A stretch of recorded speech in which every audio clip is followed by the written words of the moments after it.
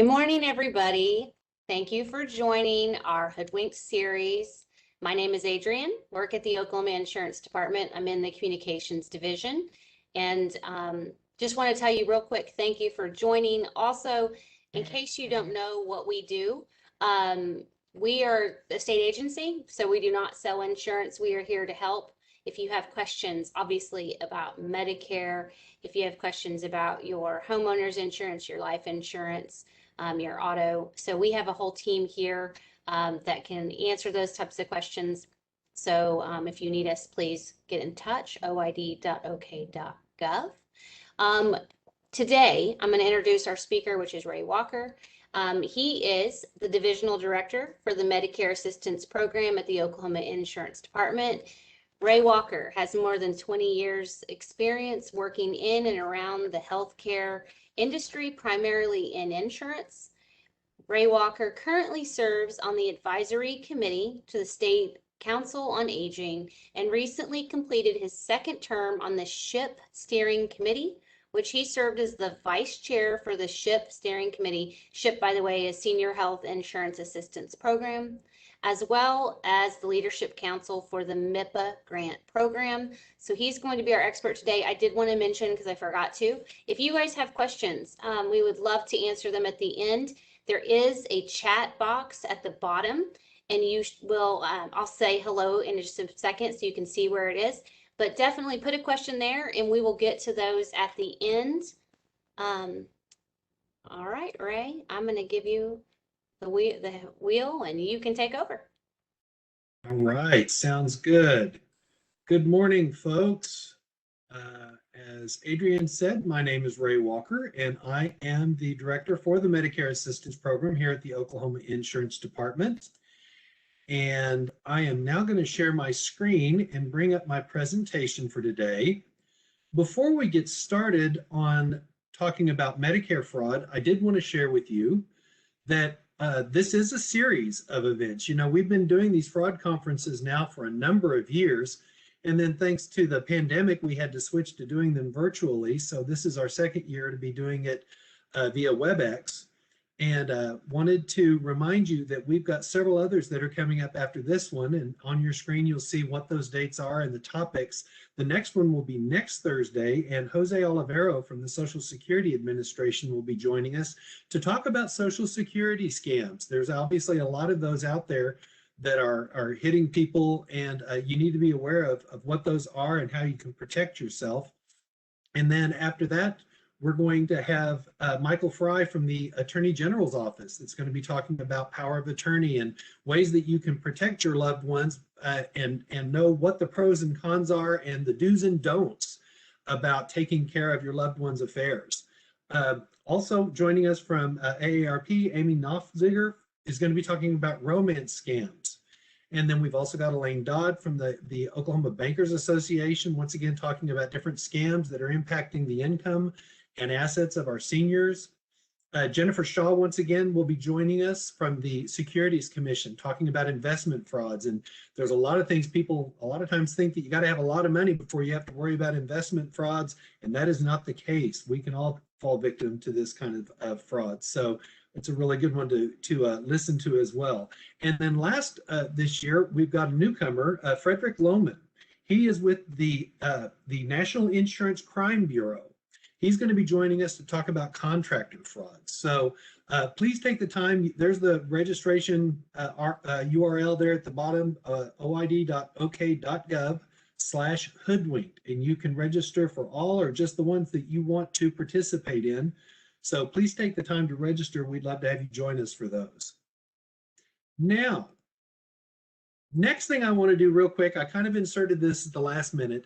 Our program is operated through federal grants. We don't really get any state money. We don't take any money from insurance companies or anybody else like that.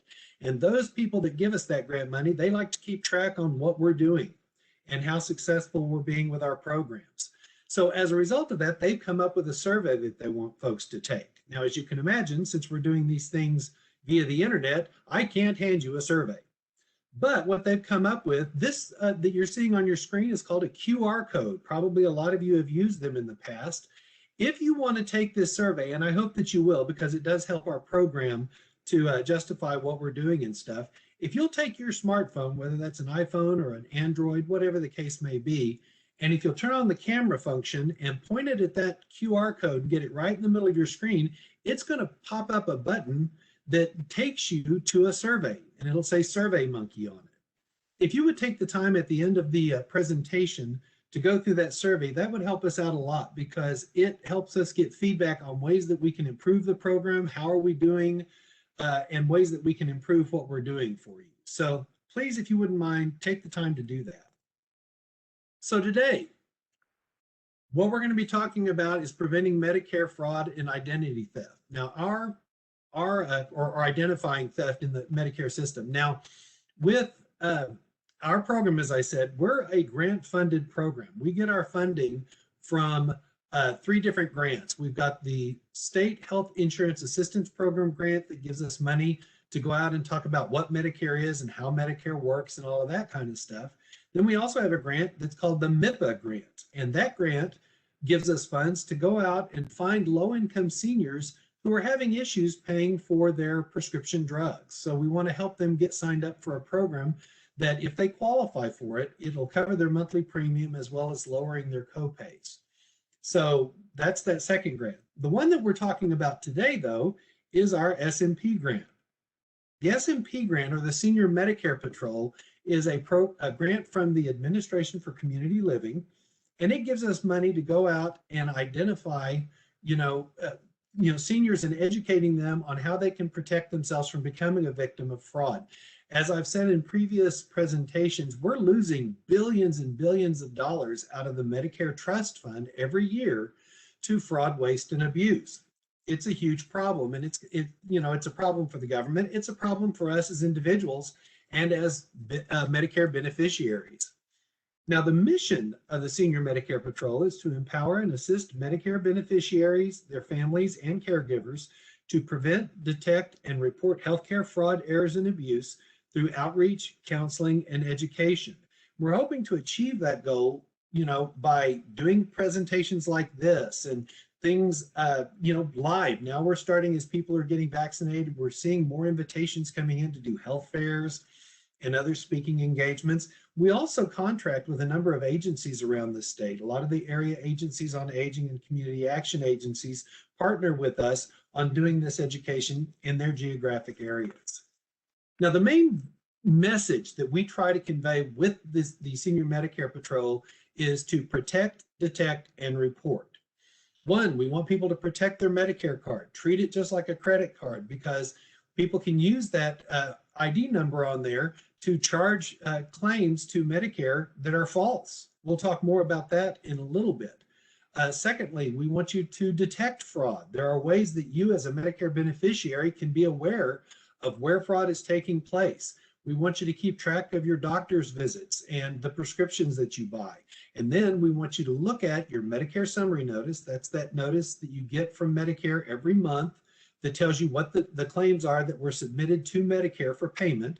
Or in some cases, it's an explanation of benefits that would be coming from your prescription drug plan, or if you're on a Medicare Advantage plan, you would be getting one of those EOBs. Look at those documents. Look for any charges that you don't recognize, or for services that you didn't receive, or maybe the date of service. You didn't even go to the doctor that day. So this is a way that you can review that information, and when you see something that you do not recognize, you can report that. Now, under reporting, the first thing that we want people to do is call the provider. If you see something on there for a provider that you've seen that you don't understand, by all means, call the provider. It could very well be that they can explain what that charge is, or maybe it's a mistake that they've made and they can correct that mistake. So there are ways that, it can be fixed without even having to get anybody else involved. But once you do talk to that provider, if you feel like it still seems suspicious to you, we want you to give us a call so that we can report that, just in case there is something fishy going on. So when we talk about this issue of all these funds that are being lost out of the Medicare Trust Fund, it's kind of a continuum. There's not just the issue of fraud. This money is being lost through a variety of reasons. The first one on this continuum is errors, just simple mistakes that are made. The second one is going to be abuse, which is kind of, you think of it in terms of these are errors that become a habit. And then lastly is going to be fraud. And kind of the difference, when you think about the difference between abuse and fraud, is going to be the word intent. So let's talk about that first one. Errors, as I said a minute ago, those errors are just simple mistakes. Think about how complicated the healthcare system is and how many codes there are for the services that you provide. You know, when the doctor reaches out to Medicare or your other insurance to receive payment, they're not writing down what they saw you for. They're entering that as codes. There are various codes for different diagnoses and different treatments and things like that. And so it's very, very easy, given the multitude of codes that are out there, for someone to enter the wrong code.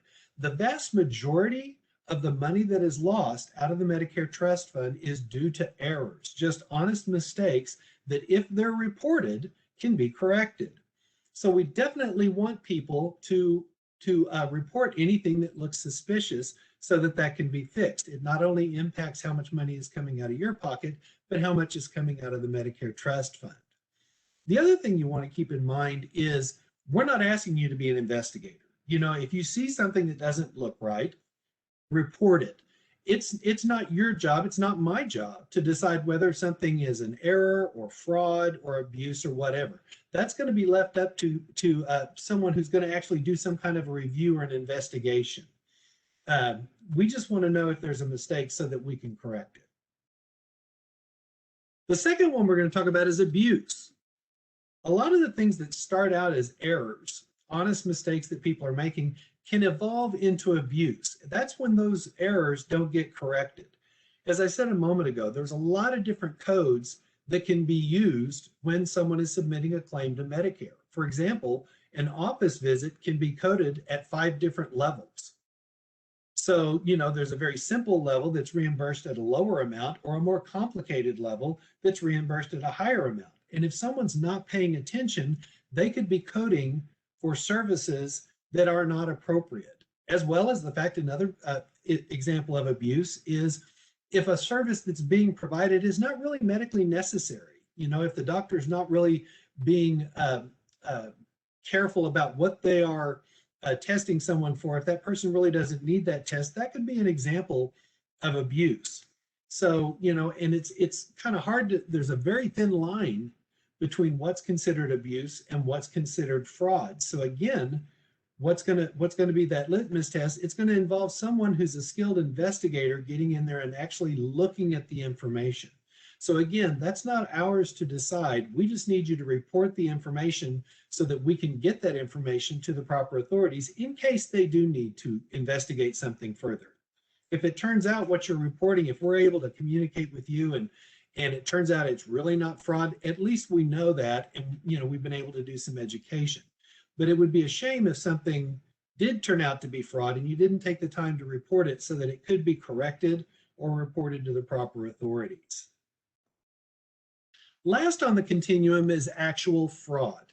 And the key word here when we're talking about fraud is intent. These are people who are intentionally billing Medicare for services when they know that they don't deserve that payment. Some examples of what that could be is like billing for services or supplies or maybe equipment that was not actually provided. There have been situations where a fraudster has billed Medicare for a wheelchair that the client didn't need, never received, it didn't exist. But because they submitted the proper paperwork and they had the person's Medicare number, they were actually able to submit that claim and receive payment for it. Billing for services or supplies that were actually not provided. Billing for excessive medical supplies. There are some individuals who do require certain materials because of a medical condition that they have. It is possible that the person might accidentally get billed for, I shouldn't say accidentally because we're talking about fraud, the company that's providing that equipment or those supplies bills for more than what they actually provided to the individual. Also, another example of fraud is where they encourage someone to give like a beneficiary to give someone their Medicare number for free services. Hey, if you'll give me your Medicare number. I will give you this free test for this condition. Or in other cases, there's been individuals who have offered Medicare beneficiaries a large sum of money, $5,000, maybe $10,000 for their Medicare number. And that's a bad thing, folks. You don't want to let someone encourage you to do that, because that basically makes you an accomplice to this fraud scam. So don't fall for that. Now, it's also easy to misinterpret what is fraud. There are some things that might look suspicious to you, but they're really not considered fraud. We already talked about honest mistakes that might be made by a provider. Also, when you look at your Medicare summary notice, you might see the name of a provider that you don't recognize. That doesn't necessarily mean it's fraud. Perhaps that person is a radiologist or some other subspecialist that the doctor has asked to look at your information.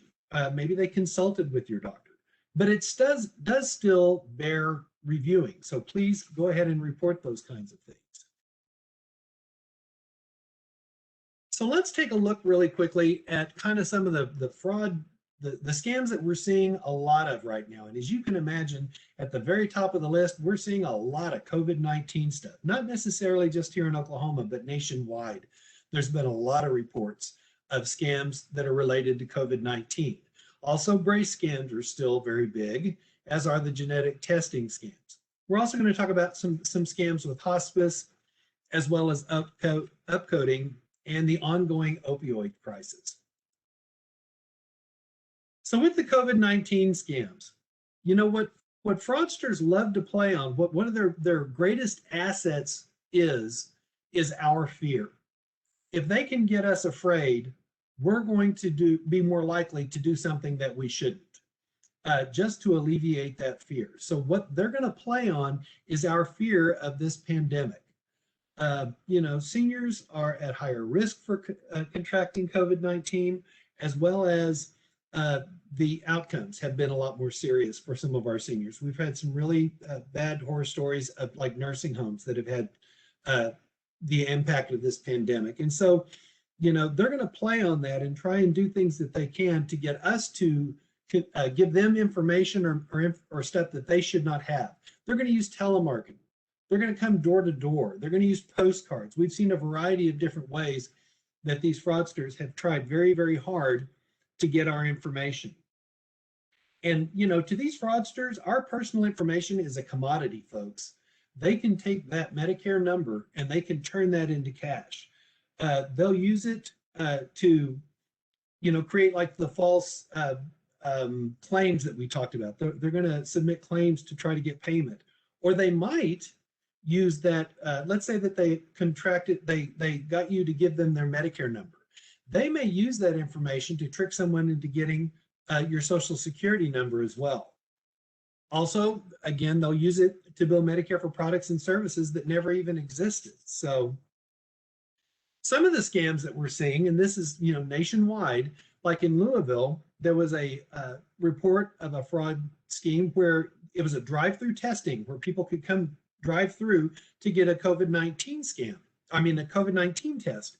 And when they pulled up to the window, they were being charged $240 to receive this test.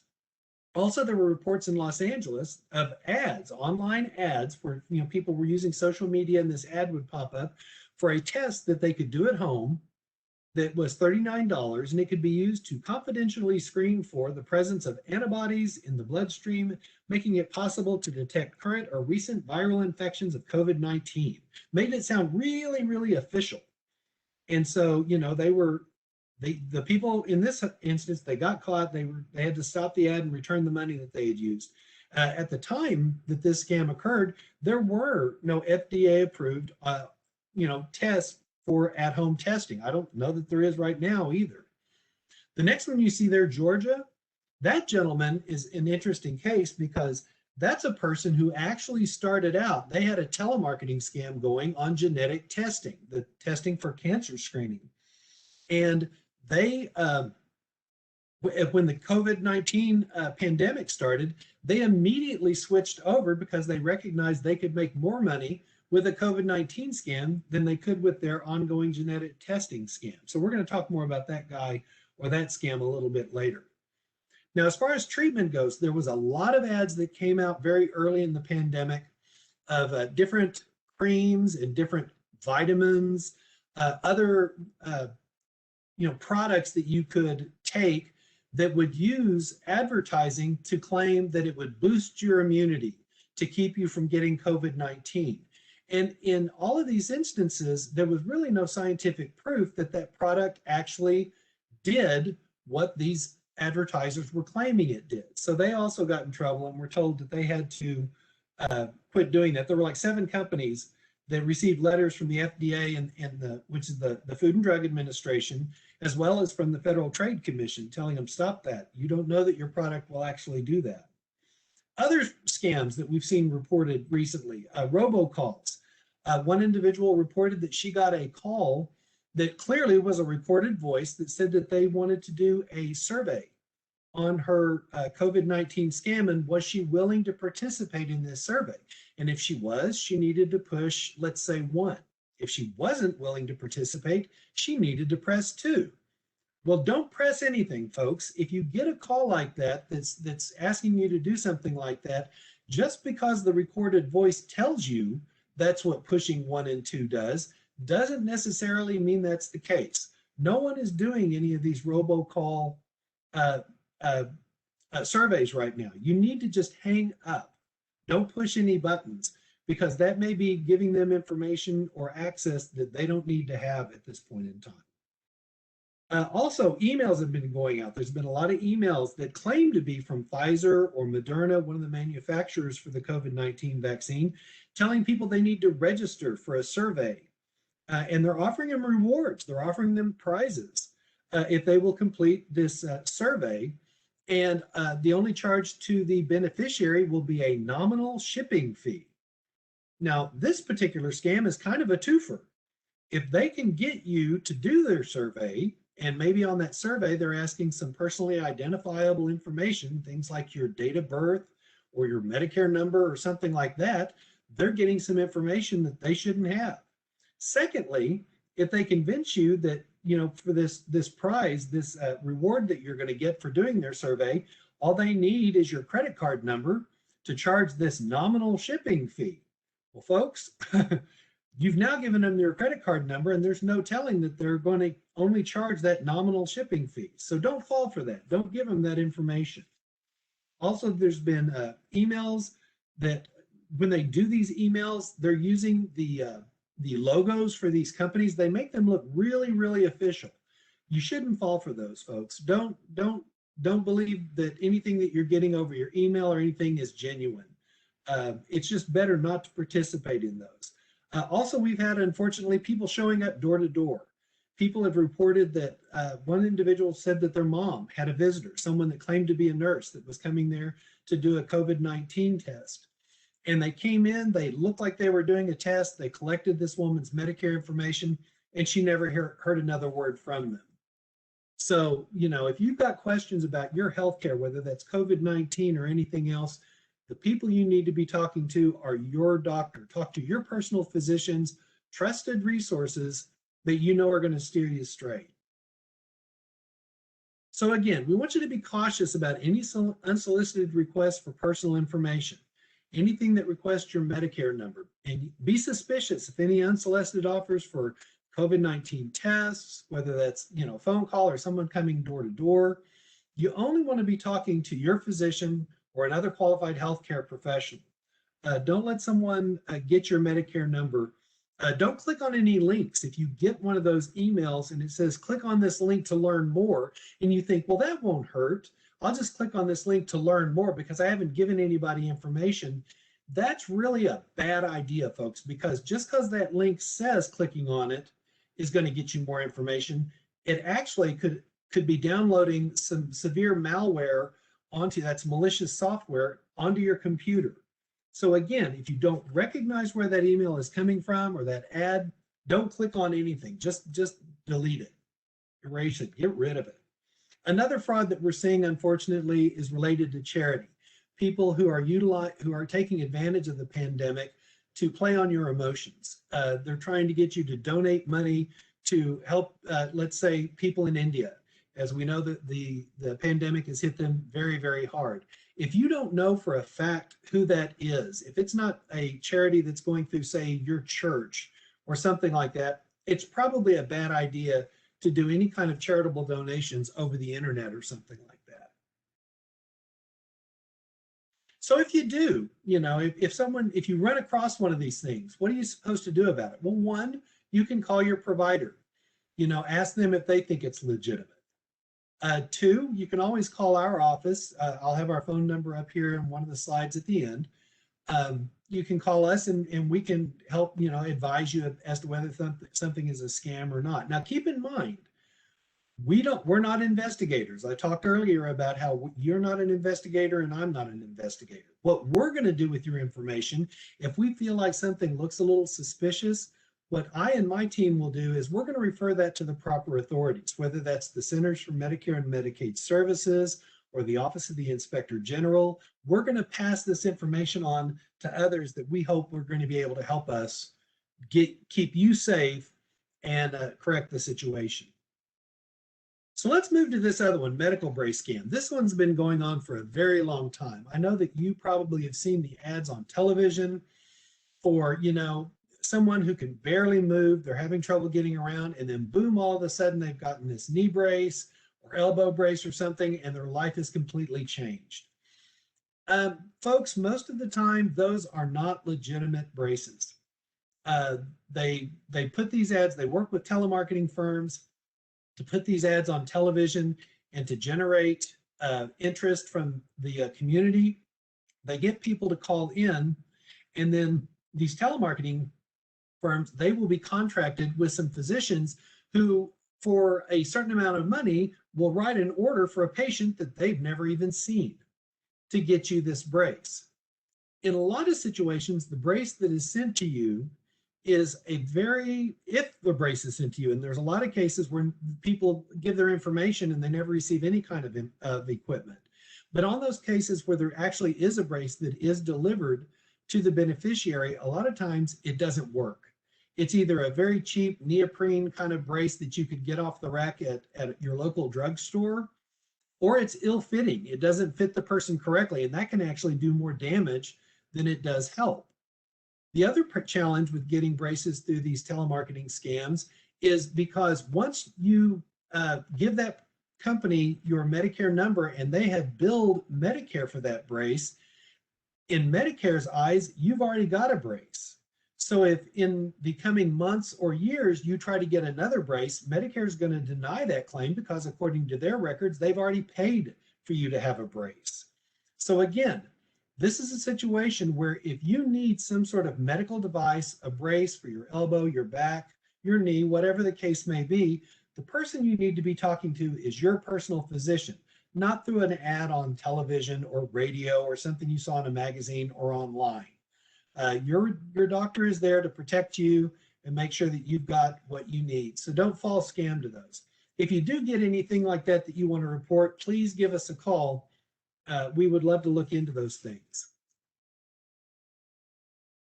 So again, you want to report it to us if you do find something. A great place to look for charges for medical equipment or anything like that, again, is going to be your Medicare summary notice. Even if you never responded to an ad, even if you never talked to someone on the phone about a piece of medical equipment, you may, by reviewing that Medicare summary notice, find charges for services or equipment that you never received. And by reporting that, you can get your Medicare summary notice corrected.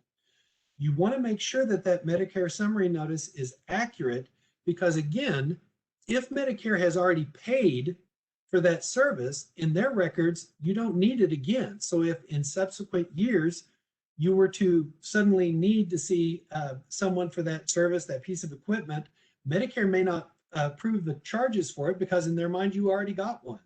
Maybe it's a wheelchair, an elbow brace, something like that. Now, if you do get a package, something that's delivered to your home and it's not something that you ordered, refuse it. Don't open it. Don't do anything with it. Just call the delivery service and have them come back and pick it up. Now, if you you went ahead and opened it, you can still return it. You need to, package it back up. You need to send it back to the supplier. Now, there are other, you're going to hear other speakers talk about if you receive something that you did not ask for and you didn't order it, you're not under no obligation to return it. You're under no obligation to pay for it. They shouldn't have sent it to you. That's true. There's nothing inaccurate about that. However, when you're talking about medical equipment, it's in your best interest to go ahead and return that package just so that you can keep your Medicare record clean. You can honestly say you never received a knee brace or something like that. And then again, if you've got any questions about how to do this or these steps, don't feel like you got to write this stuff down, folks. You can always give us a call and we'll go over it again with you. Let's get back to talking about the genetic cancer testing stuff. I had mentioned this earlier about the gentleman from Georgia that was doing this big time. This was huge, probably about 3 years ago. A notice had come out about Medicare covering genetic cancer testing, and the fraudsters went crazy with it. They started advertising, hey, we're going to send you this test kit and you can test to see what your risk is of developing cancer in your lifetime. And people were falling for it all over the place. There were people were setting up booths at health fairs claiming that, yeah, if you'll come over here and we'll swab your cheek and we'll take your Medicare number and we'll send you the results of this test. The cancer screening that is actually covered by Medicare is for a very specific group of individuals. These are patients who have had recurrent, relapsed, refractory, metastatic, or advanced stages 3 or 4 cancer. It's not for just everybody.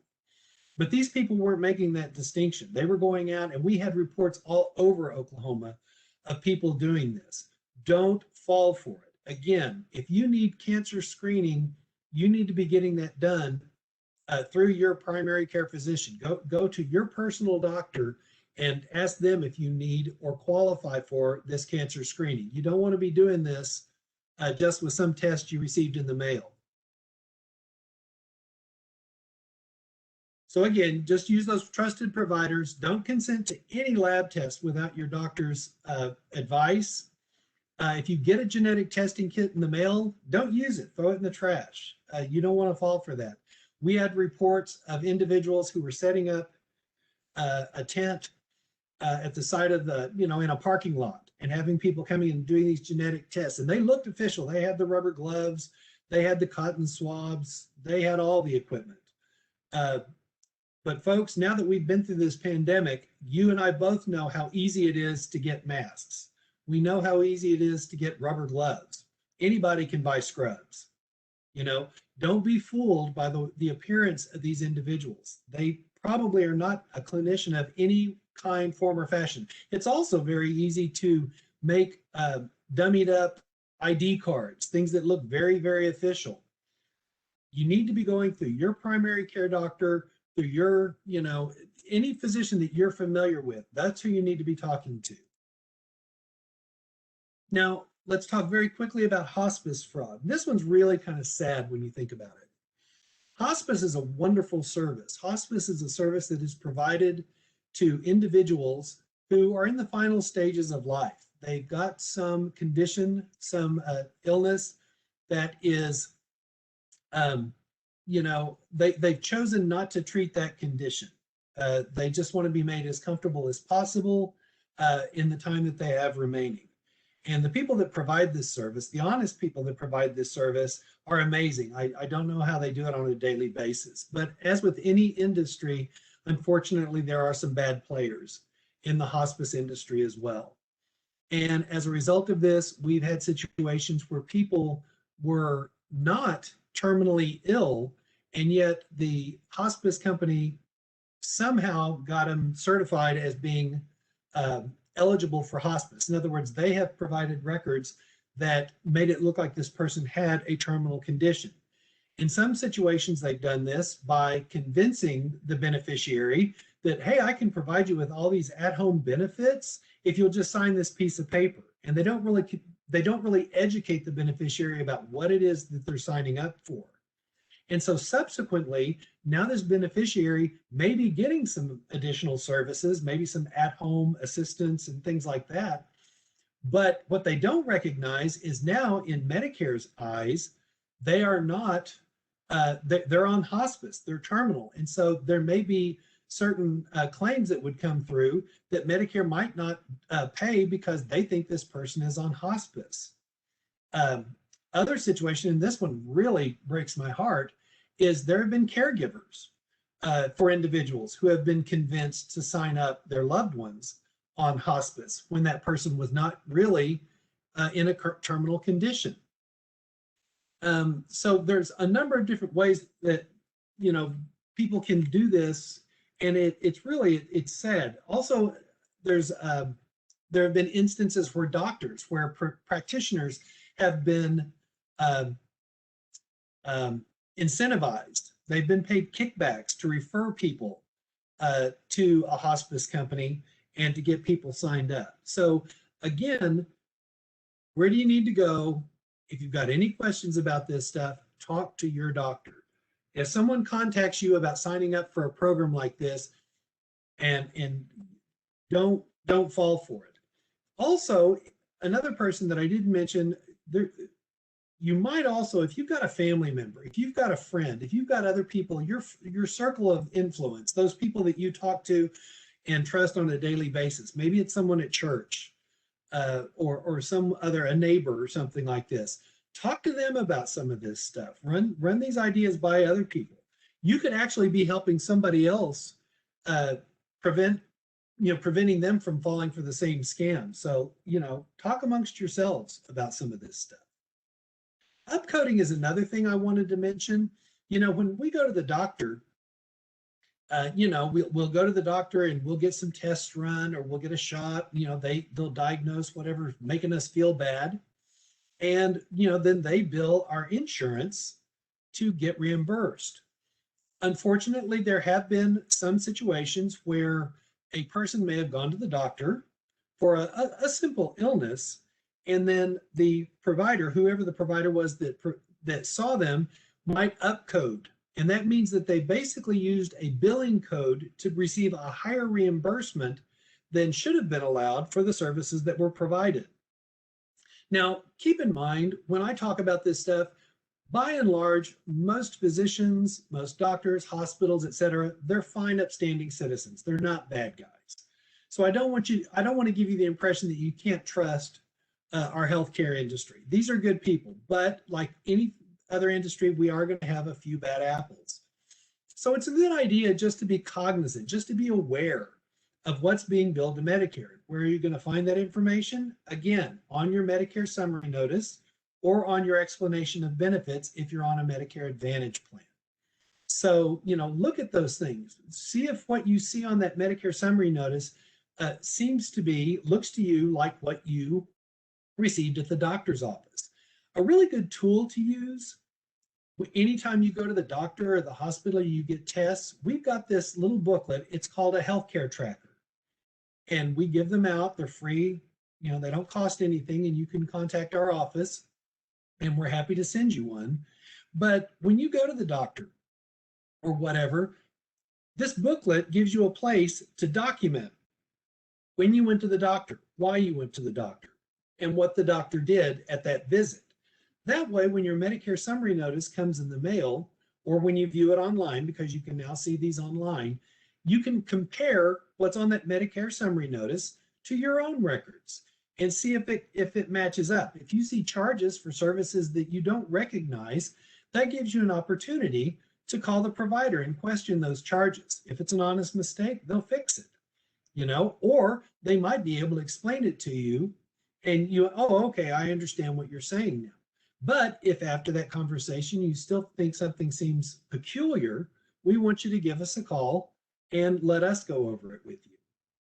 This is an example on this particular slide. That bottom one there is one that has been reported in the past, where maybe a diabetic patient had to go to the podiatrist to have their toenails clipped.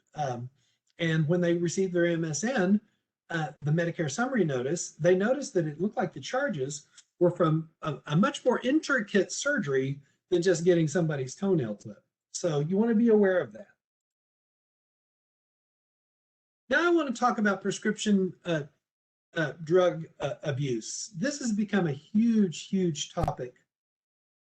This one is really, really scary for a number of reasons. Not only were opioids being overly prescribed to seniors, which, you know, there's the cost of the drugs and the addiction issue, but people were dying. There were accidental overdoses that were taking place because people were being prescribed so much medication. And in some cases, it's legitimate that the person is on pain medicine. I mean, there are some conditions that are incredibly painful, arthritis, etc., cancer. There are very, very legitimate uses for opioids, but it's got to be monitored very, very closely. And now CMS has really beefed up their oversight of the opioid use situation.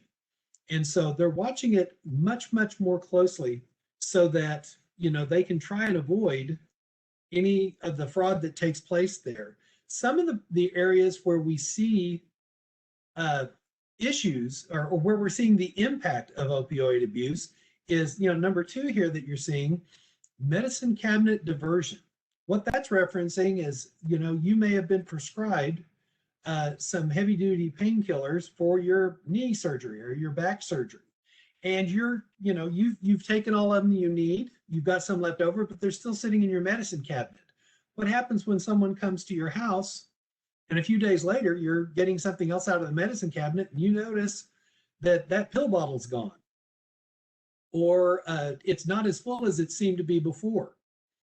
That's an example of medicine cabinet diversion. If you're no longer using those pain meds, it's not a bad idea to either flush them down the toilet, turn them into somebody, just get rid of them. If you have a lockbox, that's a great place to keep any medications that you don't want to fall into somebody else's hands.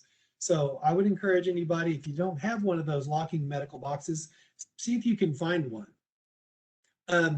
Another dangerous side effect of the opioid crisis is we've seen a number of people who are, there's some elder abuse. There are people that are being abused by family members for pain meds. Someone is threatening that loved one, forcing them to go to a provider claiming to be in pain to get a prescription for opioids that other person is taking away from them.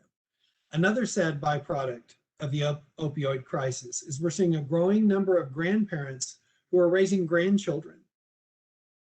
The reason why they're having to do this is because the primary parent is serving time or in treatment due to opioid abuse. So this is something we need to take very seriously, folks, and stay ahead of.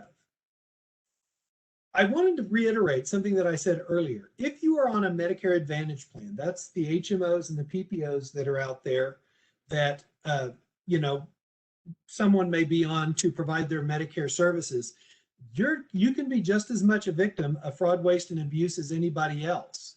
So if you do see something that looks suspicious, be sure you contact your Medicare Advantage plan and report that, because keep in mind, they're the ones that are paying the majority of that claim. So if you see some kind of fraud, it's in your best interest as well as theirs to contact that Medicare Advantage plan and report that fraud situation. The phone number for the company is right there on your insurance card. And each one of those has a dedicated fraud department that would be more than happy to help you with that report. So here's our information for the Medicare Assistance Program. That's our 800 number there, 800-763-2828. We also can take information via email. Our address is map@oid.ok.gov. So feel free to reach out to us. You don't even have to go into too much detail. In fact, if you're contacting us via email, it would be much better if you don't put too much information in there. Because we don't want someone to accidentally get hold of your personally identifiable information. You can ask us some general questions or ask for a phone call, and we'd be happy to get back to you. Other entities that you might want to reach out to if you suspect fraud of some kind, the Oklahoma Attorney General's Office handles a variety of the types of fraud that are perpetrated in Oklahoma.